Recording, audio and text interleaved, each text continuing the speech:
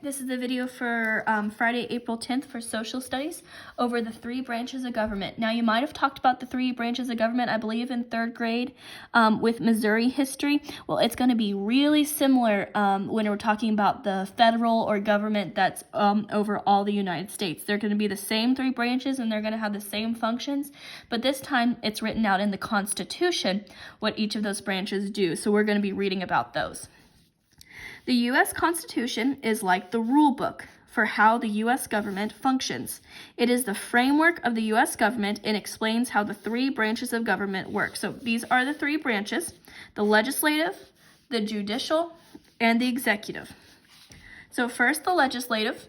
It makes laws, and that's where Congress happens, is in the legislative. So I'm sure you've heard about Congress getting together. That's in the legislative branch. So they're divided into two houses: the Senate, 2 senators per state, and the House of Representatives. It's a number based on state population. I think Missouri right now, I think we have 11 because of our population. I don't know that for sure, but around there. So we don't have as many as like California, who has a whole bunch of senators because their population is so huge. I think it's around 50. So it depends on how many people you have in your state.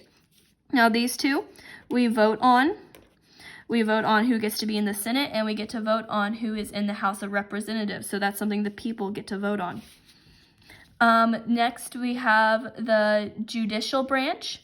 They determine if Congress's laws are constitutional. So that word constitutional, they make sure it's okay with the Constitution. So they read over the law very carefully and make sure nobody's rights are being hindered. Nobody's rights aren't being allowed because of that law. If it puts somebody else down, they're not going to allow it. It's the judicial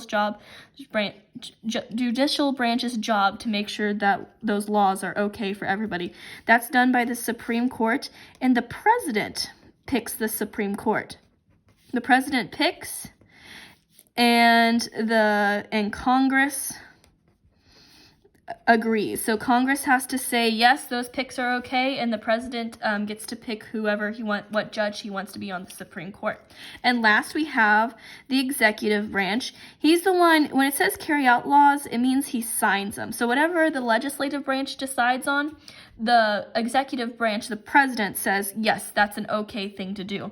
So the president is in charge of the executive branch, and again, that's something that we, the people, vote on. So we've got two things that we vote on, and the judicial branch is a presidential picked and agreed by Congress. The president also has the power to veto a law.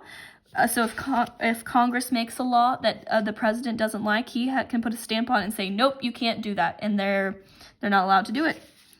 So we've got 3 questions here. Which branch of government makes the laws? Which branch of government carries out the laws?